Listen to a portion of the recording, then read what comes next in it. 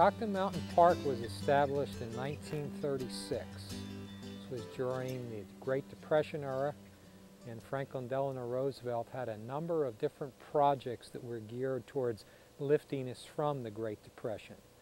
And one of the projects was called the Recreation Demonstration Areas. And Roosevelt established throughout the country different sites that would be managed and developed as park areas.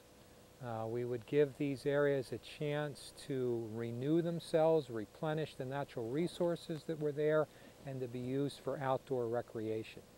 And approximately 10,000 acres were obtained here in Frederick County in 1936. The WPA and the CCC, Civilian Conservation Corps, provided the labor for developing the first facilities at Catoctin Mountain Park. We have a very active and complex natural and cultural resource management program. At this time we have an ongoing natural resource inventory. We are trying to identify all the fauna and flora and all the essential natural resources that exist here at the park. And at this time we are conducting a small mammal survey to identify all the mammals that live in the park, and we will soon be starting a reptile and amphibian survey. These will be followed up by some vegetation work to document all the species of plants that exist at Catoctin. And at this time we know there are at least 730 different plants at Catoctin.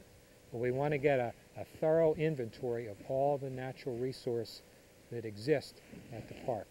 We also have an ongoing monitoring program where we're dealing with special resources of concern. We monitor water quality of all park streams on a monthly basis. Over the past 15 years we have witnessed an increase in our deer population. So we are actively monitoring the deer population and its impact to the vegetation. We've also been involved the past 2 years in an active exotic plant removal project. There are 5 or 6 different exotic alien plants not native to this particular area. These plants are able to grow in certain areas so densely that they outcompete and dominate the natural flora of the park area. So these particular species have been targeted, and we are actively removing them from several areas of the park. They can get introduced in many different ways. Hikers, for instance, who hike in one particular area may pick up some seed in the soles of their hiking boots. The next weekend they go out, come up to Catoctin, and perhaps some of those seeds can be carried and deposited on our trail here, and we get a new species going. Wildlife can move from area to area, can deposit seeds. We have a horse trail in the park. People may ride in a particular area with their horses. They'll feed on some plants in that particular area. Another couple days later they might come to Catoctin, the horses do their business. We end up with seed being spread. Sometimes in perhaps grass seed that we may acquire for reestablishing some turf in an area, or perhaps in the root ball of some trees that we bring in to do some landscaping. There may be some species, some seed present which are alien to this particular area. Vehicles can carry seeds from campground to campground as people go about their summer vacations. So there are a lot of different mechanisms that we can get these seeds from plants that aren't native to this area established in this particular area.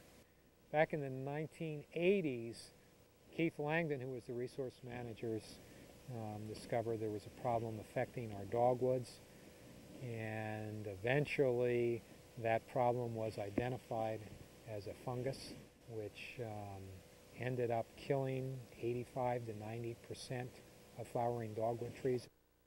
Langdon started a project with the University of Tennessee and Dr. Mark Wyndham, a plant pathologist there, to look at the dogwood problem, and Dr. Wyndham was very interested in determining if any of the surviving dogwoods perhaps had resistance to the disease.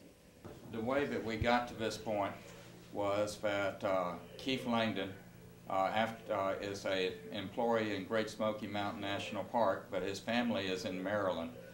And he came back to look at some of his plots and told me that there were some survivor trees in some of his plots. We spent several weeks here going through areas where dogwoods had been in high populations where they had all died out. Appalachian Spring was found in an area where there were no other surviving dogwoods within sight, but it had its branches intertwined with 2 or 3 other dead trees. So we were really excited about it. This is not an individual thing, it's a team thing. There were a number of scientists at UT that were involved.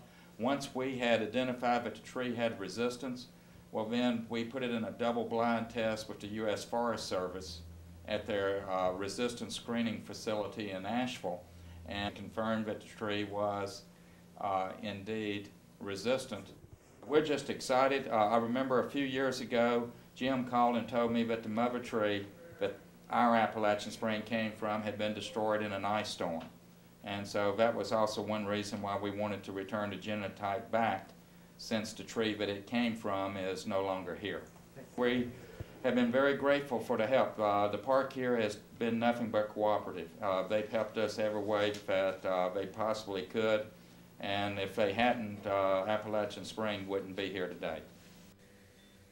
From the beginning, when the park was established, right up through current times, our purpose has remained very much the same. We're a natural area for people to come and enjoy, learn about natural resources, the history that occurred here, and we're very much interested in preserving these resources for the future. So we always have to consider whatever we're doing now, what impact will it have in the future, so that these natural and cultural resources will be here for the next generation. And increasingly that becomes more and more of a challenge as we have more and more demands placed upon us in the park for different types of activities, more and more visitation, and competing interests surrounding the park area as development moves into the Catoctin